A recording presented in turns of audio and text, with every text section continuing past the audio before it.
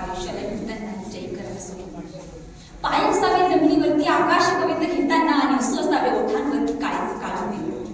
संकट असते ठणकावून सांगावे अरे आता बेहत्तर नजर लोक नजरेमध्ये आयुष्याला दिले.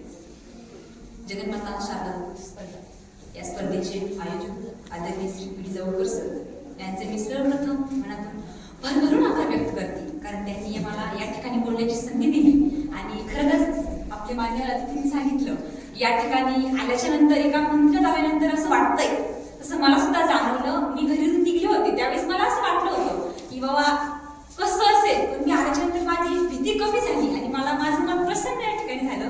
आणि त्यानंतर आपल्या कार्यक्रमाची प्रमुख अतिथी म्हणून आलेले सरांचं आता नाव माझ्या लक्षात नाहीये, पण दोन्ही सर यांना मी आभार व्यक्त करते. आणि सांगायचं ठरलं, मी प्रियंका रामेश्वर सोनवणे, माझ्या कॉलेजचं नाव दगडूजीराव महाविद्यालय वाळूज.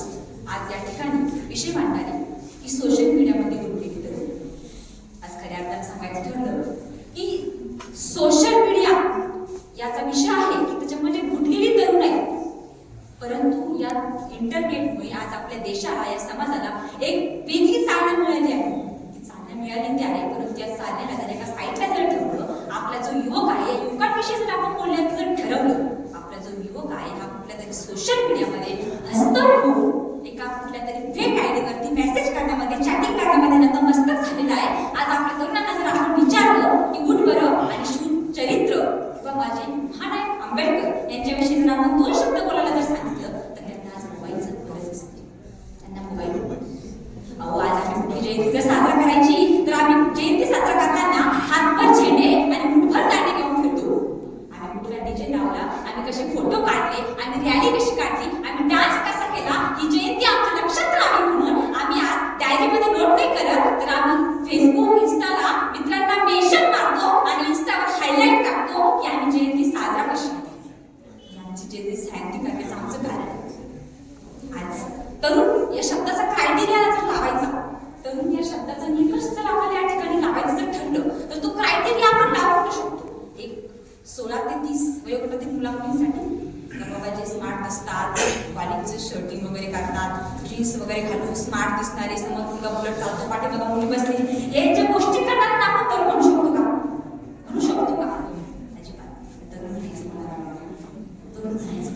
वयाच्या 16व्या वर्षी इंस्टा, फेसबुक, स्नॅपचॅट, फेसबुक अशा सोशल मीडियावरती चॅटिंग करण्याचं वय होतं माझ्या घराचं, खेळण्या मागण्याचं वय होतं माझ्या घराचं. ज्या राजाने वयाच्या 16व्या वर्षी मुठभर पाणी घेऊन तोरणाला जिंकला, त्याला तरुण म्हणायचं.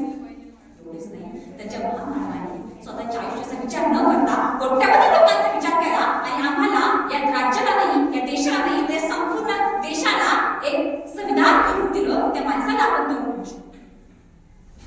काय माहिती आमच्या सोशल मीडियामुळे जर आम्हाला छोकऱ्या भेटत असेल तर मोकऱ्या गाण्या मिळतात.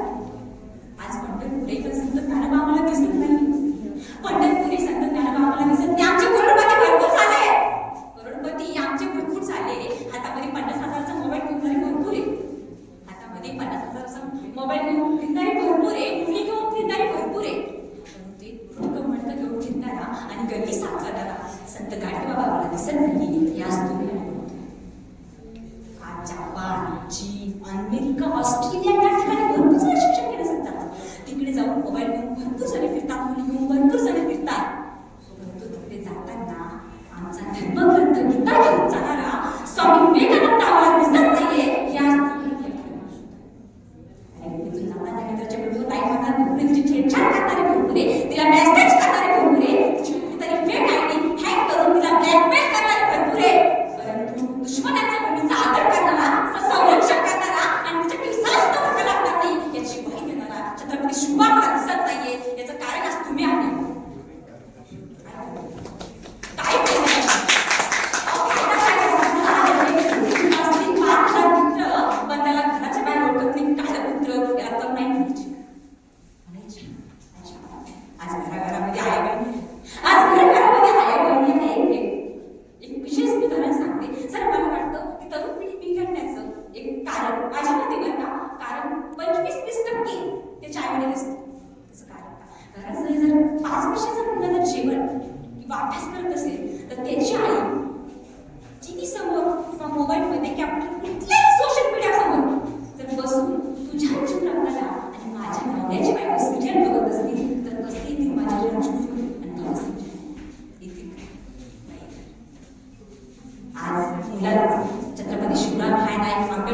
आजीचं नाव माहिती नाही, पण पुष्पामध्ये कोणती हिरोईन आहे आणि कोणता हिरो आहे या मला जरूर सांगा.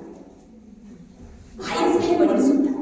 आज जर कुणाला घरामध्ये अभ्यास करत असेल, जेवण करत असेल, घराकडे येताना जर आमचे वडील येतात, त्यावेळेस आमच्या वडिलांचं काम असतं की आमच्या मुलांसाठी आम्ही अभ्यासाची वस्तू घेऊन जावी, खाऊ घेऊन जावा, एक अभ्यासासाठी त्यांना आपल्याला नॉलेज भेटल अशी वस्तू घ्यावी जाऊ.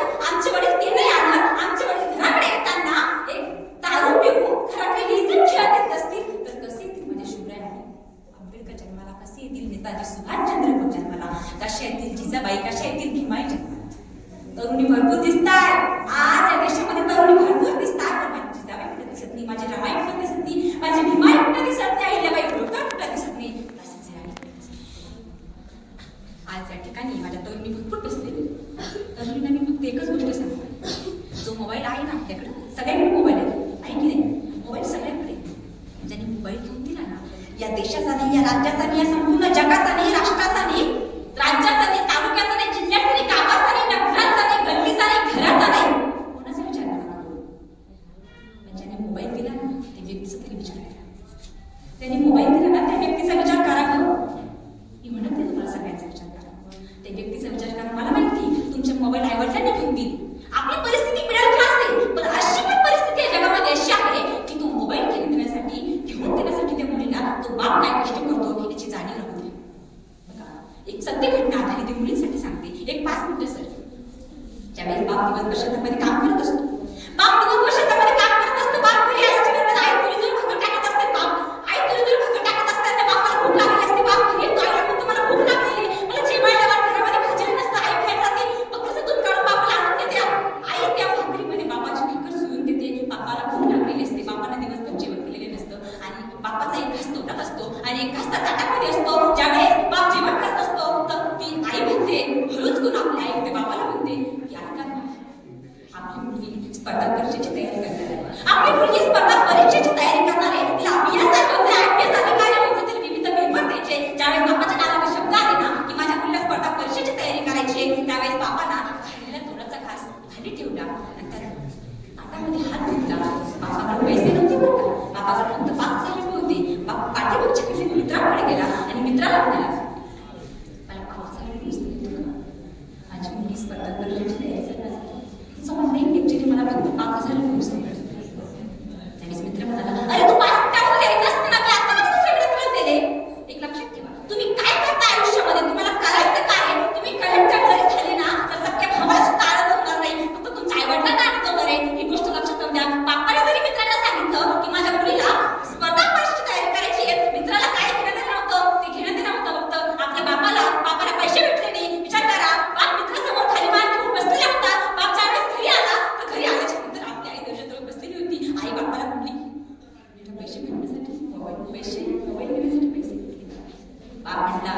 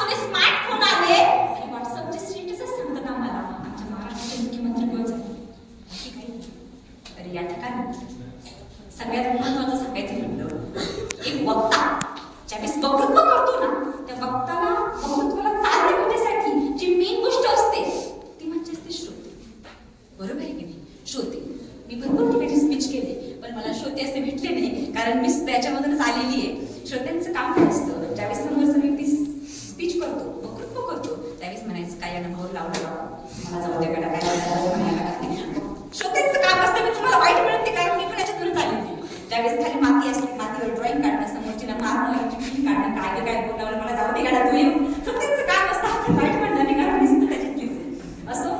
सरांनी या ठिकाणी मला आवडण्याची संधी दिली त्याबद्दल सुखदेव सरांचे भरपूर आभार व्यक्त करते. आणि या ठिकाणी गोड आणि कडू दोन्ही पण बोलले, टोमणे पण लावले आहेत. तर कडू माझं मला द्या आणि गोड तुम्ही घ्या.